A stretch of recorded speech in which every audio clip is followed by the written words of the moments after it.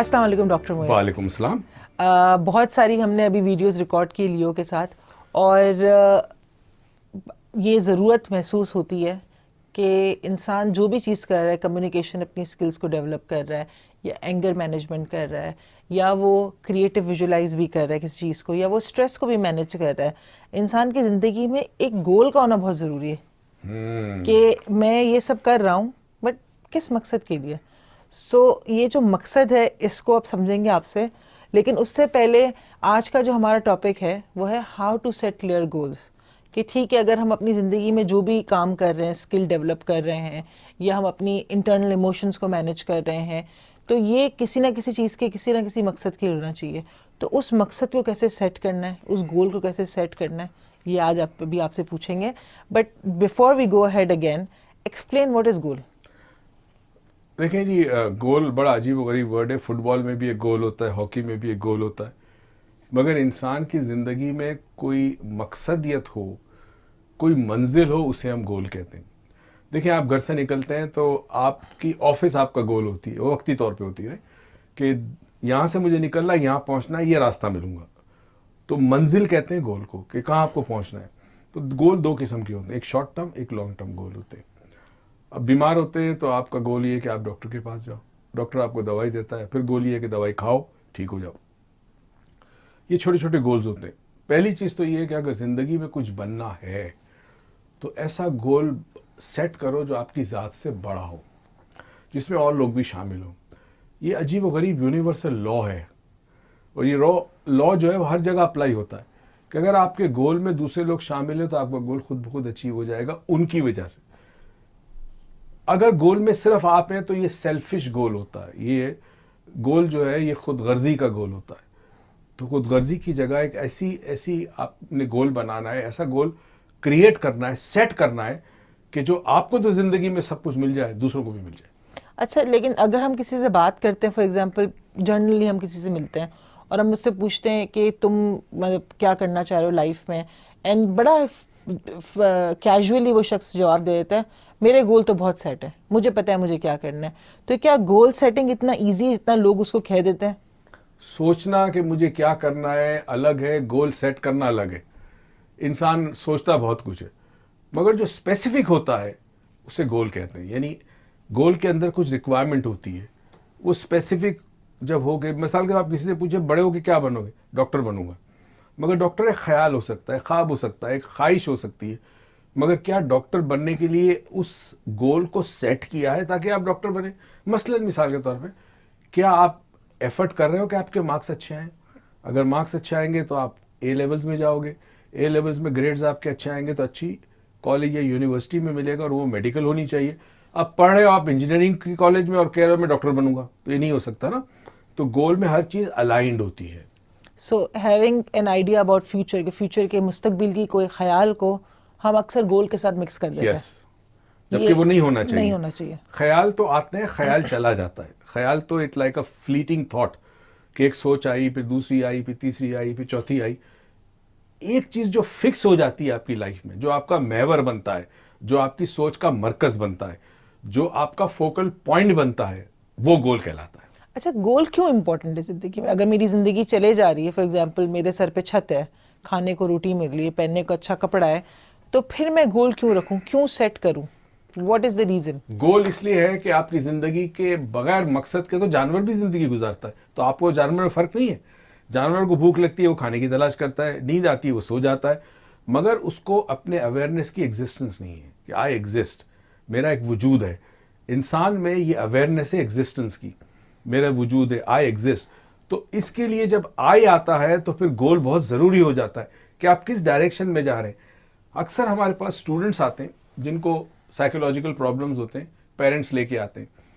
मैं अक्सर उनको एक सवाल पूछता हूँ, और सवाल ये पूछता हूँ, where do you see yourself 5 years from now?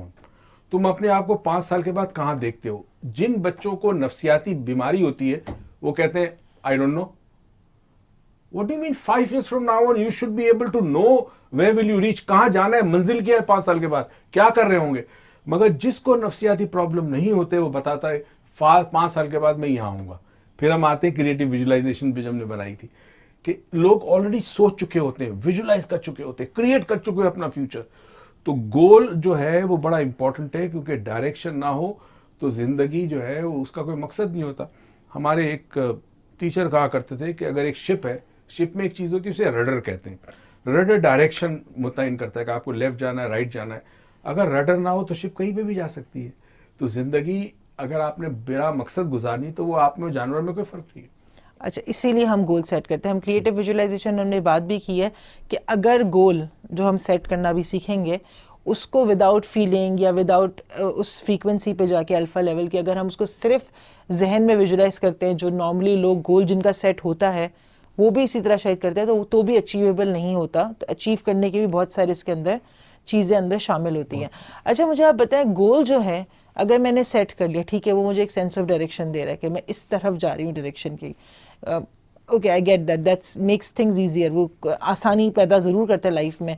लेकिन क्या उस गोल को सेट करने के लिए हमें अपना रास्ते को भी तयन करना पड़ता है कि सिर्फ गोल सेट कर रास्ता खुद खुद बनेगा? नहीं, हमें start point and and point, यहाँ से मैं स्टार्ट कर रहा हूँ, यहाँ मेरा एंड है, ये पूरा रास्ता आपने तयन करना होगा किस किस मराहिल पे क्या क्या करना है। मिसाल के तौर पर एक बिल्डिंग बनती है, बिल्डिंग ऐसे तो नहीं बन जाए, पहले नक्शा बनता है, उसके बाद सीमेंट कितनी होगी, मिट्टी कितनी होगी, लोहा कितना लगेगा, आयरन कितना लगेगा, वो आपके पास कैलकुलेशन होती है, तब आप एक बिल्डिंग बना सकते हो। उसमें सैनिटरी का निज़ाम क्या होगा, उसमें पानी का निज़ाम क्या होगा, इलेक्ट्रिकल निज़ाम क्या होगा। तो all this is goal setting. You have to set up all this thing. You can not make a building, आप एक बिल्डिंग नहीं बना सकते, क्योंकि उस बिल्डिंग में जितनी रिक्वायरमेंट है वो सब सेट करनी पड़ती है। कौन करेगा, कितनी चीज़ें कैसी होंगी, वायरिंग कैसी होगी, वायरिंग की स्पेसिफिकेशन क्या होगी। तो अक्सर आप कहते हो गोल जो वर्ड है उसको अगर हम सब्स्टिट्यूट कर दें आउटकम से, so that is more achievable. How? NLP एक ट्रेनिंग प्रोग्राम है जिसमें गोल को चेंज करके आउटकम में लाते हैं। आउटकम का मतलब ये, गोल जो होता है वो विजुलाइज करना बड़ा मुश्किल है। गोल को आप लार्जर पिक्चर में तो गोल विजुलाइज कर सकते हैं, मगर जब हम गोल की तरफ जाना चाहते हैं, अचीव करना चाहते हैं, तो उस गोल को सेटअप करने के लिए हम इसको कन्वर्ट करते हैं आउटकम में। आउटकम का मतलब है नतीजा। नतीजा क्या? आउटकम नतीजा होता है। नतीजा क्या होगा? तो जब नतीजे पे आप फोकस करते हैं तो बहुत सारी चीजें उसमें स्पेसिफिक होना शुरू होती है, गोल में नहीं होती। फॉर एग्जाम्पल, गोल ये मेरा है कि मैं खुश रहना चाहता हूं, ये गोल है।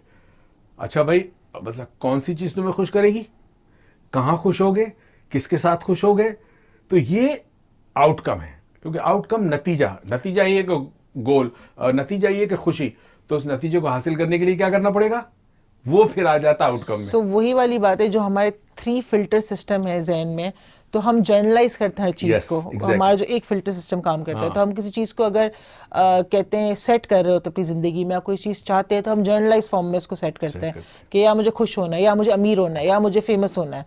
बट हम उस चीज को स्पेसिफाई करते हैं तो वो आउटकम होता है, फिर वो अचीवेबल होता है। सो उसको आउटकम कैसे बनाएंगे, मतलब उसके लिए क्या करना पड़ता है? देखिए, उसके कुछ स्टेप्स हैं, और हम चाहते हैं कि हमारे लियो के दोस्त, अगर कोई गोल उनके जहन में स्पेसिफिक है तो उसको आउटकम में आज बैठ के हमारे साथ प्रोसीजर हम फॉलो करें, उसको हम तो अभी आप पूरा आउटकम सेट करवाओगे? बिल्कुल सेट कराएंगे। अच्छा ठीक है, मुझे before we set the outcome, what is this, एक टर्म हम हमेशा सुनते हैं जो मैंने भी एनएलपी में सुनी है, think of the bigger picture. What is this bigger picture? क्या गोल हमारी बिगर पिक्चर है, क्या आउटकम हमारी बिगर पिक्चर है, या bigger picture is bigger than ourself, हमारी एग्जिस्टेंस से भी बड़ी है? What is the bigger picture? हम जब कहते हैं ना कि बड़ी इमेज के बारे में सोचो, इसका मतलब है कि आपकी सलाहियतें महदूद नहीं हैं। जब आप बड़ी पिक्चर में सोचते हो तो आपकी लामहदूद सलाहियतें खुद ब खुद स्टार्ट हो जाती है काम करना। यानी इट इज़ दैट समथिंग जिसको हम कहते हैं कि जी ये मुमकिन है, नहीं मुमकिन है, तो सोचो कि हर चीज़ मुमकिन है। तो लार्जर पिक्चर एक तो ये होती है कि जिसमें क्वेश्चन नहीं होता कि पॉसिबल है कि नहीं पॉसिबल है। Larger picture is doesn't have a question, सवाल नहीं होता कि यार ये मुमकिन नहीं है, बस सोचो लार्जर पिक्चर में। उसके बाद जब आप लार्जर पिक्चर में सोचना शुरू करते हो तो बहुत सारी चीज़ें आपके पास अट्रैक्ट होना शुरू होती है। फॉर एग्जांपल, वो लोग आपको मिलना शुरू हो जाएंगे जो आपको माविन करेंगे, मावनत करेंगे काम में। वो रिसोर्सेज, वसाइल आपके पास मुमकिन हो सकेंगे जो पहले आपके ख्याल में नहीं थे। है सब आपके अंदर, सिर्फ ये कि लार्जर पिक्चर में इंसान का होराइजन एक्सपेंड होता है, माइंड एक्सपेंशन होता है, जहन खुलता है इंसान का। कहते हैं ना, छोटा जहन छोटी बात, बड़ा जहन बड़ी बात। तो छोटा जहन मत रखो अपना, क्योंकि जिसने आपको देना है गोल वो लामहदूद है, उसके खजाने में कोई कमी नहीं है, तो वो आपको मिलेगा। तो why think small, think big. Think big, yeah. Why not? Yeah, it's better to think big than Big small. than small. Energy तो आपकी इतनी लग रही है। अच्छा, अगर आप मुझसे पूछो अगेन वही आउटकम पे आते हैं, हम आउटकम कैसे सेट कर सकते हैं? अच्छा, पहली चीज आउटकम को सेट करने के लिए जरा बैठो कागज पेंसिल लेकर, सारे कागज पेंसिल सारे लेके कागज बैठ जाएं। पेंसिल लेके बैठो और अब पहले अपने आउटकम को डिस्क्राइब करो। मैं सवाल पूछता हूँ, व्हाट डू यू वांट, तो अब आप लिखें, मगर ये जुमला आप लिखेंगे, इस जुमले में प्रेजेंट में होना चाहिए या फिर कम से कम इतना हो कि पॉजिटिव होना चाहिए। फॉर एग्जाम्पल, हमारा अक्सर प्रॉब्लम ये है कि हम नेगेटिव सोचते हैं। फॉर एग्जाम्पल, मुझे ये नहीं चाहिए, I don't want to be poor, instead right I want to be rich. Because your brain does not work in Process words. don't, yes. हाँ. And don't is not processed by the brain. What the brain does is कि जब आप don't कहते हो तो brain उन images को ले आता है जहां आपको डोंट कहा गया था। अच्छा, या फिर मे बी इस तरह भी है कि आप कहते हो I don't want to be poor, so I की इमेज है वो मैं खुद हूँ, डोंट वांट कोई इमेज नहीं है क्योंकि it's just it's a feeling that you I don't want. Yeah. Third image is poor. Poor. So I poor का इमेज आ जाता है। and poor. That's what the That's mind. what the mind does. Right? Okay. And even if it doesn't process don't. So what it does is it tries to find out, वो ढूंढता है कि कहाँ का don't किया गया था। Don't throw this away. Be careful. It might break.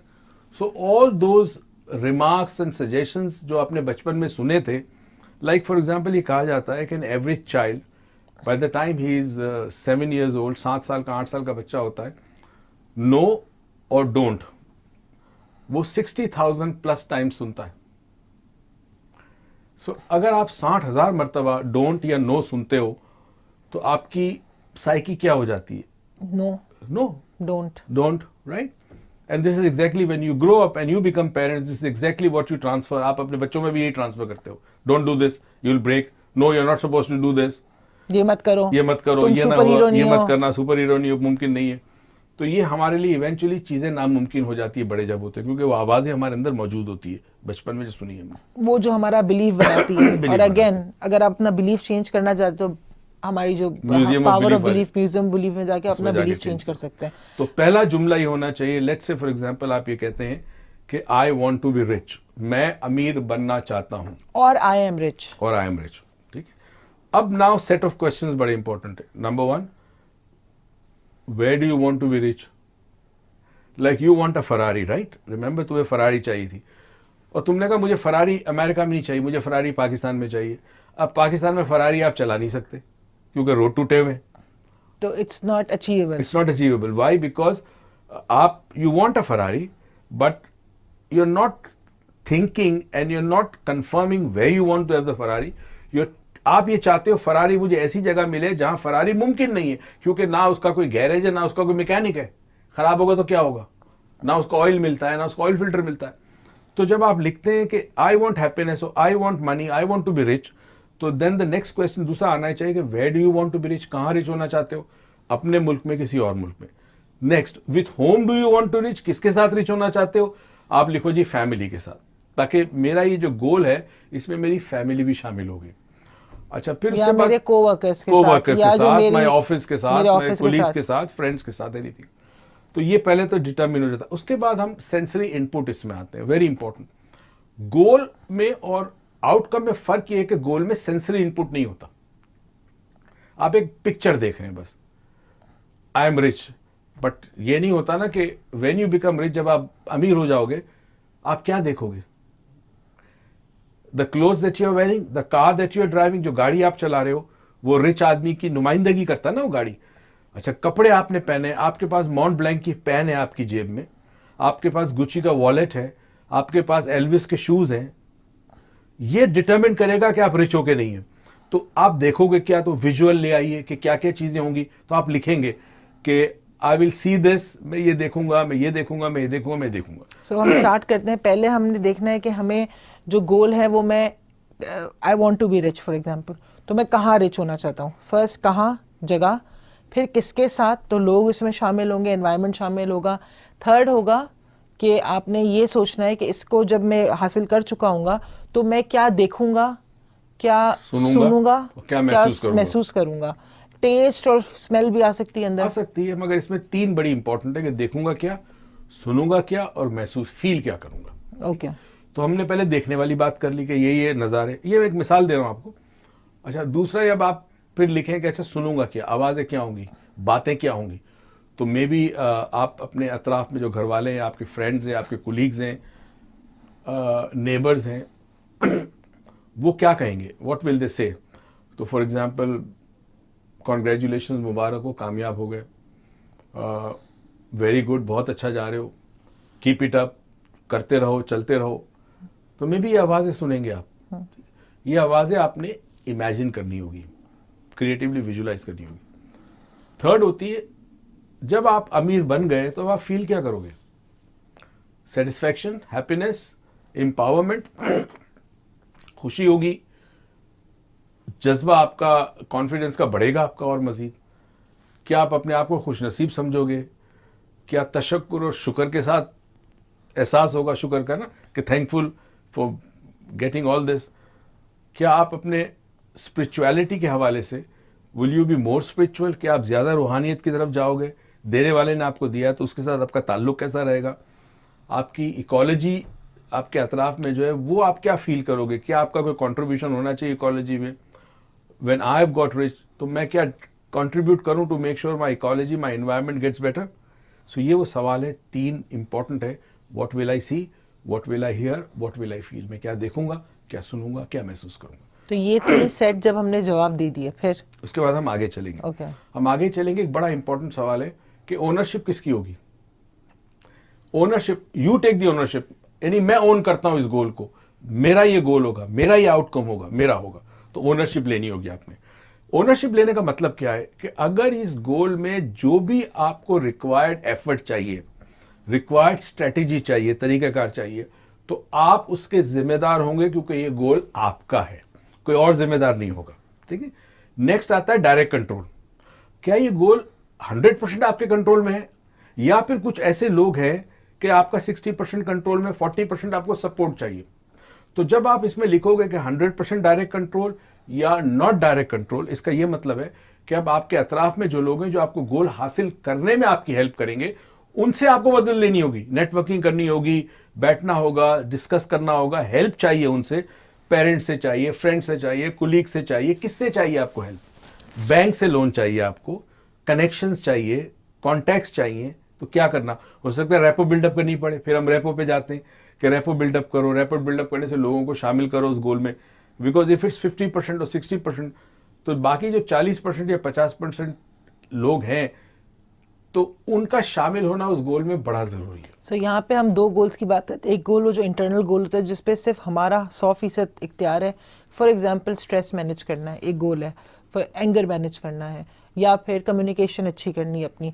तो उस पर आपने लिखा कि अगर मैं मेरी I will be able to communicate, मैं कल से कम्युनिकेट कर सकता हूँ, कल से मैं अफेक्टिवली कम्युनिकेट कर सकता हूँ, because you said you can not communicate. So कल से मैं अफेक्टिवली कम्युनिकेट कर सकता हूँ या कर सकती हूँ।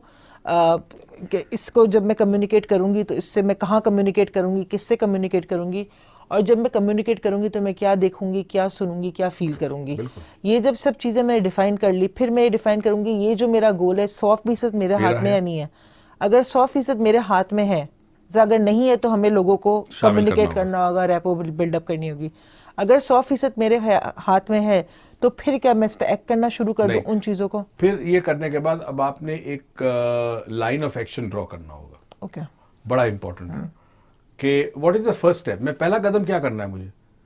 First step, for example, should I go and meet the bankers, first step is right.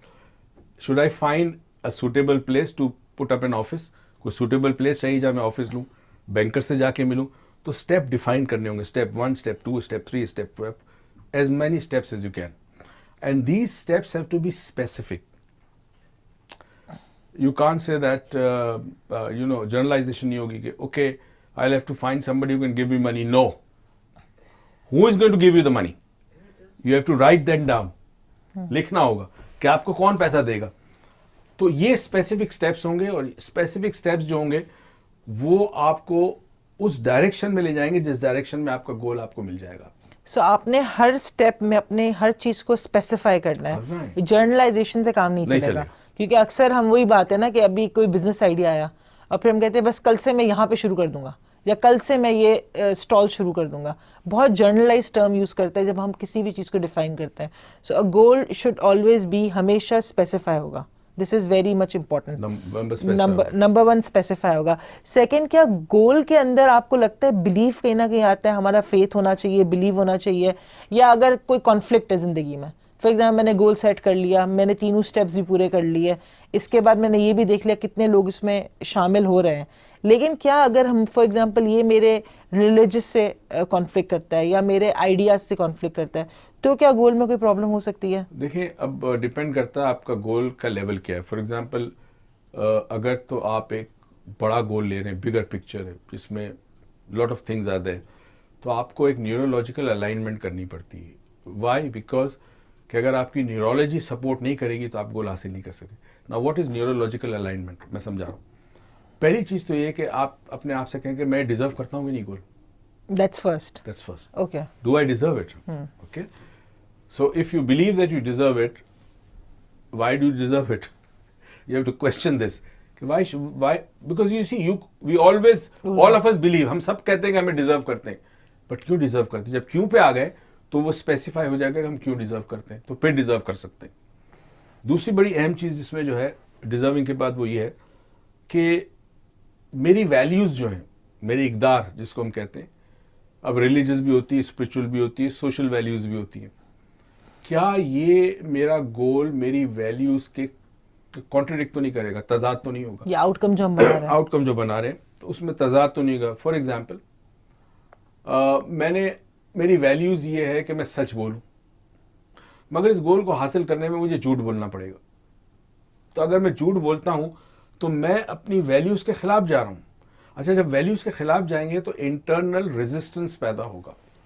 Internal resistance क्या करेगा? आपको प्रोक्रेस्टिनेट करेंगे, फ्रिक्शन कॉज होगा, स्ट्रेस आ जाएगा आपको, और आपको वो एक्शंस जो रिक्वायर्ड है वो आप नहीं करेंगे। You will find ways and means, आप मुख्तलिफ बहाने ढूंढेंगे डिले करने के लिए, क्योंकि आपका इंटरनल अंदरूनी जो कैफियत है आपकी, जिसको हम कहते हैं बातिनी कैफियत, वो ज़ाहिरी कैफियत के खिलाफ जाएगी। सो ये अलाइनमेंट बहुत ज़रूरी है। आफ्टर आउटकम हमने सेट करने की स्टार्ट किया तो हमें ये ज़रूर देखना है इसके अंदर कि ये हम डिज़र्व, हम खुद ये सोचते हैं कि हम डिज़र्व करते नहीं करते, और अगर हम सोचते हैं कि हम करते हैं तो क्यों करते हैं, और अगर हम सोचते हैं हम नहीं करते तो भी क्यों नहीं करते। तो ये क्वेश्चन भी बहुत ज़रूरी है। अच्छा, एक और चीज़ इसमें बड़ी इंपॉर्टेंट है जो लियो मेंबर्स के लिए ख़ास मेरा मशवरा है। किसी भी गोल को हासिल करने के लिए रिक्वायर्ड स्किल्स चाहिए। अगर आपके पास वो स्किल्स ही नहीं है तो आप गोल कैसे हासिल कर सकेंगे, या आपका आउटकम कैसे मिलेगा आपको? तो स्किल्स भी बड़ी इंपॉर्टेंट है कि जब आप आउटकम इस्टेब्लिश कर रहे होते हैं तो अपने आप से क्वेश्चन करें कि क्या मेरे पास ये सलाहियत मौजूद है, क्या ये कारकर्दगी का मुजाहरा कर सकता हूँ, क्या ये हुनर मेरे पास है कि नहीं है। एग्जाम्पल के तौर पे प्रेजेंटेशन जो आप देते हैं अपने ग्रुप्स में, उसके लिए हुनर भी चाहिए, बात करने का तरीका भी चाहिए, कम्युनिकेशन स्किल्स भी चाहिए, और कॉन्फिडेंस भी चाहिए। अगर ये नहीं है तो फिर मेहरबानी करके उसे कहीं ना कहीं से हासिल करें, सीखें, प्रैक्टिस करें, ताकि आप में वो हुनर पैदा हो जाए, वो सलाहियत पैदा हो सके कि आपके अंदर वो स्किल्स की वजह से आप उस आउटकम को एस्टेब्लिश कर सके। तो आप जब ये सवाल का जवाब दे रहे हैं कि मैं डिजर्विंग हूँ या नहीं हूँ, अगर जवाब आता है मैं डिजर्विंग नहीं हूँ तो क्यों नहीं हूँ, और अगर उन चीज़ों को आप चेंज कर लें या डेवलप कर लें तो आप डिजर्विंग बन जाएंगे। हाँ जाएगा आपको। सो आप अपने गोल को ना से हाँ में भी तब्दील कर सकते हो अगर आप चाहे अपनी स्किल्स को डेवलप फॉर करके। एग्जांपल कई लोग मेरे पास आते हैं, वो कहते हैं कि जी हमें इंग्लिश नहीं बात कर सकते इंग्लिश में। तो मैं कहता हूँ कि जी इंग्लिश में आप बात नहीं कर सकते, इंग्लिश समझ में नहीं आती। अच्छा भाई, HBO देखते हो तो इंग्लिश में फिल्में कैसे देख लेते हो?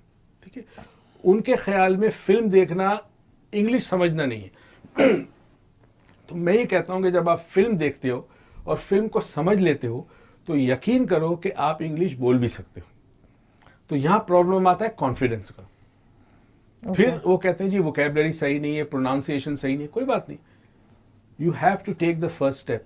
वो चाइनीज प्रोवर्ब है ना कि journey of 1,000 mile begins with the first step, you have to take the first step, पहला स्टेप लेना पड़ेगा। ओके अभी हमने आउटकम बना लिया, हमने देख लिया हम डिजर्विंग है या नहीं है इसके अंदर, और फिर अगर हम नहीं है तो उसको हमने हाँ में तब्दील भी कर लिया और हमने वो आउटकम बिल्कुल सेट कर लिया। अब बहुत दफ़ा होता है कि हमने आउटकम सेट कर किया हुआ है, अब हम स्टार्ट करते हैं, वही फर्स्ट स्टेप लिया 1000 स्टेप्स की जर्नी का हमने, अब वो फर्स्ट स्टेप लिया ही जैसे वैसे ही फॉर एग्जांपल मैं कहीं जाने के लिए निकली हूँ और वेदर ख़राब हो गया, यू नो नेचुरली कोई चीज़ ख़राब हो गई, या किसी का इंतकाल हो गया खुदा ना खास्ते, या कोई मेहमान आ गया, these are small example, but इस तरह के कोई बड़ी वाक़यात हो गए, कुछ भी हो गया XYZ, तो उसके बाद मैंने फ़ौरन से बैठ गई, मैंने कहा ये तो हो ही नहीं सकता। इसके लिए बड़ा ज़रूरी है कि हम एक चीज़ अक्सर हमारे वर्कशॉप्स में कहते हैं, वो ये कहते हैं पैशन होना चाहिए। पैशन फ्यूल होता है। पैशन अभी आपको सोने नहीं देगा। किसी ने बड़ी खूबसूरत बात कही थी, पहले मैं इंग्लिश में फिर दोनों में दोहराता हूं। Dreams are not what you see in sleep, dreams are what that do not let you sleep. तो ख्वाब जो आपको सोने ना दे वो ख्वाब होता है। तो अगर आप पहला स्टेप लेते हो और नहीं होता वो किसी वजह से भी, तो अब कंट्रोलिंग फैक्टर आपके सामने हाथ में नहीं है, वेदर नहीं है, other people are not in your control, but अगर पैशन है आपका, वो ख्वाब है, तो आप फिर स्टेप लोगे, फिर स्टेप लोगे, फिर स्टेप लोगे, until you complete that, वो पूरा कंप्लीट करोगे आप। सो गोल ऐसा सेट करना है जिसके अंदर आप बिल्कुल पैशन हो, जिसके साथ अभी कभी आप कॉम्प्रोमाइज नहीं करोगे, and you will keep on going on that. Compromise नहीं करोगे, कभी चेंज नहीं करोगे गोल को चेंज नहीं करोगे, आउटकम को अपने कभी भी चेंज नहीं करोगे, अगर आपको उसको हासिल करना है। स्टेप्स चेंज कर सकते हो, स्टेप्स चेंज कर सकते हो। एक रास्ता मंजिल की तरफ नहीं जा रहा, बंद है, ब्लॉक है, टूटा हुआ है, तो आप अपनी राह चेंज कर सकते हो। मंजिल को चेंज मत करना कभी भी, रास्ता चेंज कर लो। मंजिल में अगर पैशन होगा तो आप चेंज कर ही नहीं सकते, क्योंकि वो तो आपकी कुल कायनात है, वो चीज़ है जिसका आपने सपना और ख्वाब देखा था और देखते हो, और वो ख्वाब ऐसा है कि जो आपको सोने ही नहीं देता, क्योंकि आपको वो हासिल करना है।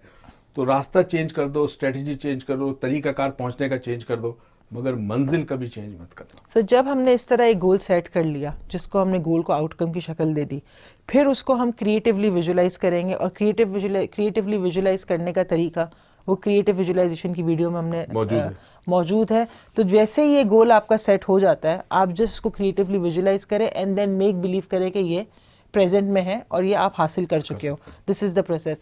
अच्छा, एक टेक्निक आप हमेशा सिखाते हो, and it's in the NLP workshop, जो आई एम श्योर जो DO के मेंबर्स हैं इसको सीख के बहुत सारा फ़ायदा उठा सकते हैं, because everybody has a timeline to be somewhere. So आप ये जो टेक्निक का नाम है टाइम लाइन कहते हैं उसको, वो कैसे सेट कर सकते हैं, वो किस तरह हेल्पफुल हो सकती है, और गोल अचीवमेंट में स्पेसिफिकली किस तरह हेल्पफुल हो सकती है? मेरे ख्याल में मैं खड़े होकर बता दूं। Okay. ठीक है, तो लेट मी स्टैंड अप।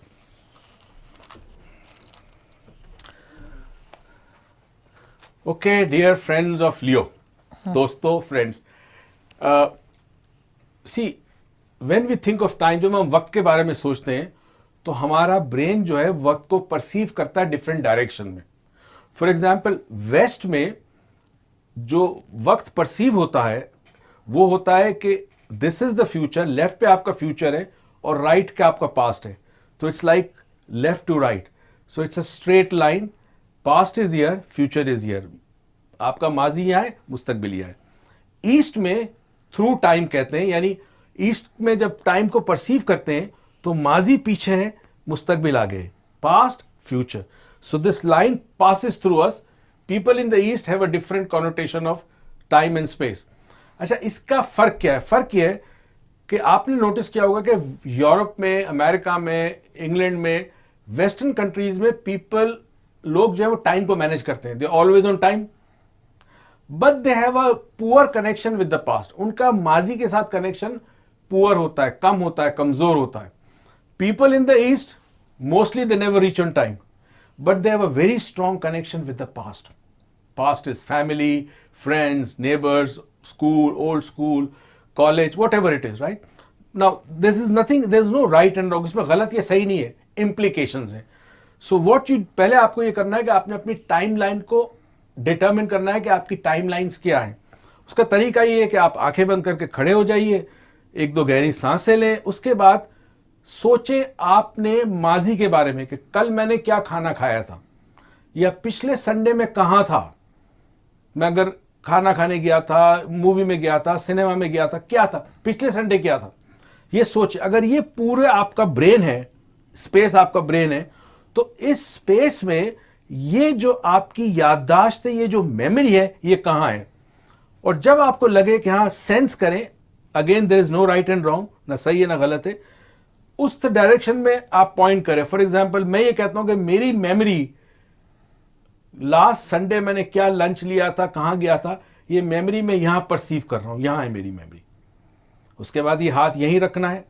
उसके बाद आप आने वाले किसी चीज के बारे में सोचो जो हम 100% होगा। फॉर एग्जाम्पल, कल मुझे अपनी जॉब पे जाना है, कल मुझे अपनी स्कूल पे जाना है, कल मैंने दोपहर का खाना खाना है। ये कंफर्म होना चाहिए कि there is something that you will do 100% which is in the future, कि मुस्तकबिल में 100% आप वो काम करेंगे।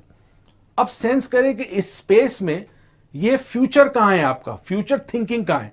ये तो मेमोरी है, याददाश्त है, डिजायर कहां पर है आपकी कि ये काम होगा। और लेफ्ट हाथ की फिंगर से आप उसे डायरेक्शन करें। For example let's say this is, ये जगह है जहां मैं अपने फ्यूचर को परसीव कर रहा हूं। अब आंखें खोले, अब ये मेरी टाइम लाइन है, ये मेरी टाइम लाइन है, दिस इज द, ये पास्ट है मेरा, ये मेरा फ्यूचर है। तो मैं अब इस टाइम लाइन को ड्रॉ करूंगा एक चार्ट के ऊपर। अच्छा, बिफोर हम उस चार्ट पे जाएं, ये टाइमलाइन आपकी यूं आई है, किसी की किसी और डायरेक्शन में सकती है? एक लॉट ऑफ टाइम जिनको साइकोलॉजिकल प्रॉब्लम होता है, या जो लोग अपने गोल्स अचीव नहीं करते, उनकी टाइमलाइन पता है कैसे होती है? सो अगर टाइमलाइन क्रॉस करती है, फ्यूचर एंड पास्ट क्रॉस करती है, you can never achieve a future, because every time the think of the future, जब वो फ्यूचर के बारे में सोचते हैं, past comes in between, and past means regrets, past means pain, past means issues, problems, uncertainty, whatever it is. So when the past आ गया आपका, तो फ्यूचर जो है आपका वो नहीं बन सकता। पास्ट फ्यूचर में नहीं आना चाहिए। ओके, अगर फॉर एग्जांपल किसी का आ गया, तो वी चेंज इट, हम चेंज करते हैं, बट चेंज इसका तरीका ये है कि you have to be with me, because we do something which allows your brain to accept that from now on, आज के बाद से मैं जब माजी के बारे में सोचूंगा तो ये मकाम होगा, इस जगह सोचूंगा, फ्यूचर के बारे में सोचूंगा तो इस जगह सोचूंगा। टाइमलाइन चेंज करनी पड़ेगी। ओके, अगर आपकी टाइमलाइन फॉर एग्जांपल आ गई, अब इसके बाद क्या करेंगे? चार्ट, अब इसके बाद एक चार्ट पेपर होगा, बड़ा सा चार्ट पेपर ले, उस पर आप ड्रॉ करें। फॉर एग्जांपल एक नुक्ता लगाए, मैं यहां हूं, तो अब इस स्लाइड पे मेरी ये टाइम लाइन है, सी ये मेरी टाइम लाइन है। अब पास्ट को भूल जाए, फ्यूचर की जो टाइम लाइन है उसके ऊपर मुझे डिवाइड करना है फ्यूचर को 5 सालों में। आप 10 सालों में भी कर सकते हैं।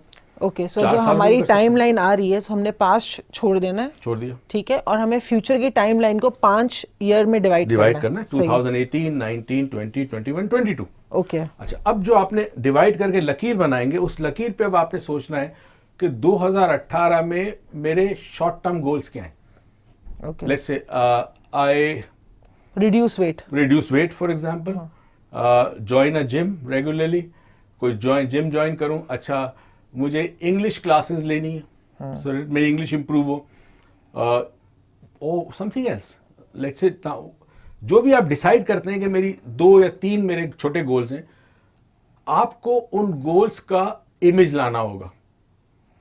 Okay, like working out in gym, तो जिम का एक इमेज हो, तस्वीर छोटी सी, कलर्ड, ओके, और उस टाइमलाइन पे वो आपने लगानी होगी 2018 की। ओके, फिर 2019 पे आ गए। अच्छा, 2019 का मतलब ये कि about 1 year and 10 months more, right? So what do we do? Okay, what things I will need to achieve, or I have to achieve, or will achieve in 2019? So this is slightly a long-term goal. We are thinking in terms of about 18 months or 20 months, right? ठीक है। So 20 months में हम क्या कर सकते हैं? For example, I know that by the end of 2019 I will pass my school, graduation करूँगा। America में इवन कॉलेज और university is called a school, England में it's different, right? So maybe I pass my university, I be graduate, a bachelors. Okay, then what do I need to then skip to 2020. So in 2020 I'll be doing a good job. Okay, तो मैं एक अच्छी job कर रहा हूँ। से कर रहा हूँ, सही राइट। है। सो जॉब की आपने इमेज निकालनी होगी और अक्सर गूगल से मिल जाती है आपको। ठीक है, नहीं आपने एक इमेज निकाली, एक शख्स है जो टाई पहन के, या एक खातून है जो ऑफिस के कपड़ों में ऑफिस में है। So it's for let's say 2019 I would like to, after my graduation I would like to, मैं चाहूंगा ग्रेजुएशन के बाद मैं अपने आप को रिवॉर्ड दूं, इनाम दूं कि मैंने बड़ी मेहनत करके, तो मैं वेकेशन पे जाना चाहूंगा, तो क्रूज ओके, लेना सो कोई भी ऐसी चीज जो हम लॉन्ग टर्म 3 साल के बाद 2 साल के बाद सोच रहे हैं उसको दे डालना है, या फिर 4 साल पे आ जाते हैं। अब फॉर एग्जाम्पल 4 साल के बाद हम सोचते हैं कि मेरी शादी हो जाएगी, सो मैरिज आइकन। एंड 5 साल के बाद 5 साल के बाद क्या होगा? 5 साल के बाद आपके ख्याल में where do you, मैंने फिर बोला था, where do you see yourself 5 years from now on? So if you have the capacity या सलाहियत आप में कि 5 साल को परसीव कर सके, तो 5 साल के बाद क्या होगा? Put up. और फिर आउटकम, आपका आउटकम 5 साल के एंड में आएगा। एंड में आएगा। ओके, और ये सारी चीजें उसको हेल्प करनी है, हेल्प कर रही है। ओके, मेन आउटकम आपका डिसाइड करेंगे कि 5 साल के बाद होगा। अब जब ये बन जाए तो फर्स्ट ऑफ ऑल इसको पूरा आपने ड्रॉ करना है कलर्ड मार्कर से। Okay, You're not supposed to write anything on this. No numericals, no words, only images. सो 2018 भी नहीं लिखना, 19 ना लिखे तो बेहतर है। Okay. Don't write it down, right? Okay, बहुत बड़े चार्ट पेपर पे बड़ा सा बना के hang it और put it, paste it on a wall in your bedroom, in your सिर्फ living टंगा room. देना है आपने। बस टांगना है आपने। Unconsciously आते जाते आपकी नजर पड़ेगी और नजर पड़ेगी आइकन्स पे, images पे, and your brain will instantly start thinking about it. And the moment the brain starts thinking about it, you will find that you will be heading towards your goal. सो आप motivated भी रहोगे, Motivated आप रहोगे। जो opportunities आएगी उस पे, क्योंकि अक्सर ये होता है, हम कहते हैं ना आस्क आंसर एंड रिसीव, मांगते हैं मिलेगा, लेकिन जब रिसीविंग का टाइम आता है वहां पे हम एक्शन नहीं लेते, अपॉर्चुनिटी नहीं आती। सो उस अपॉर्चुनिटी होती है लेकिन हम एक्शन नहीं लेते, तो ये टाइमलाइन हेल्प करेगी उन एक्शंस के लिए जो हमें आउटकम पे ले जाएगी। So let's summarise this video now, कि हमने बात की गोल अचीवमेंट के अंदर कि पहले आपने अपने गोल को आउटकम की शक्ल देनी, आउटकम की शक्ल के लिए जो भी प्रोसेस है वो आप फॉलो करेंगे। उसके बाद आपने ये भी देखना है कि आप उस गोल को डिजर्व करते हो कि नहीं करते हो। अगर नहीं करते हो तो उसको चेंज करके करने पे लाना है, अपनी स्किल्स को डेवलप करना है, स्किल सेट को डेवलप करना है।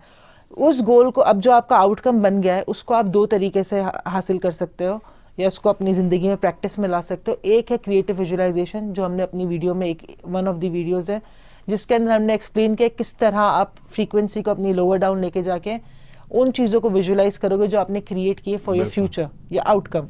सेकेंड स्टेप इज टाइमलाइन, कि आप एक टाइमलाइन सेट करोगे, उसको फिजिकली एक पेपर पे बनाओगे और उस पर आइकन सेट करोगे अपने 5 साल की टाइमलाइन को डिवाइड करने के बाद, एंड मेन आइकन आपका आउटकम होगा। और ये सारी चीज़ें आपको आपकी मावनत करेंगी उसको हासिल करने के लिए।